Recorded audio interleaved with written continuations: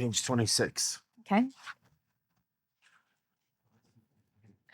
Oh, I love visual analogies. Oh my gosh. Oh, Did you actually do this? I did, and it was so uncomfortable, but it's so beautiful. Page 26, chapter 3, called The Mirror. This one I'm a little scared to share. People will think I've lost it, but it's powerful. Yeah. Set a timer for 5 minutes.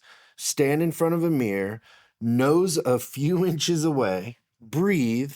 Lock into your eyes. It sometimes helps to focus on one. If so, try the left eye. Breathe slowly, naturally, until you develop a rhythm. Look into your eyes and say, I love myself. Whether you believe it in that moment or not isn't important. What's important is you saying it to yourself, looking into your eyes, where there is no escape from the truth, and ultimately the truth is loving yourself.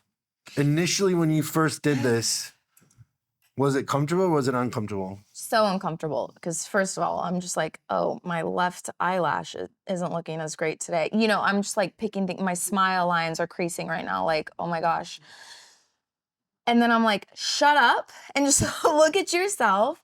And I'm going to go to page 27 when he says, if anyone ever looked into your eyes, knowing that you loved them, this is what they saw. Give yourself that same gift. And my husband, all the time, like he says, if you could only see yourself how I see you. And I was like, but it really is so true. And it's just like, if I could give myself that amount of love of like how I look at my husband and love him, every ounce of him, my life would change. And this is so uncomfortable to like look at myself, especially being a dancer where all I want to do is pick myself apart. This is such a hard concept, but I love it. I love myself. Are you able to shut off everything else but just looking in your eyes? Like your eyes are kind of the window to the soul. I think that's why he does 5 minutes, is because you have to like talk yourself into it. It takes a second to be like comfortable with this. Okay, pretend I'm not here. Okay. And let me see the process. For me, because my own brain is the worst, I have to say it in my head first a couple of times before I can actually verbalize it. Yeah, I have to connect mentally, so.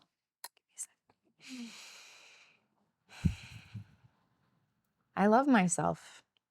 And again, I don't fully believe it right now. I don't.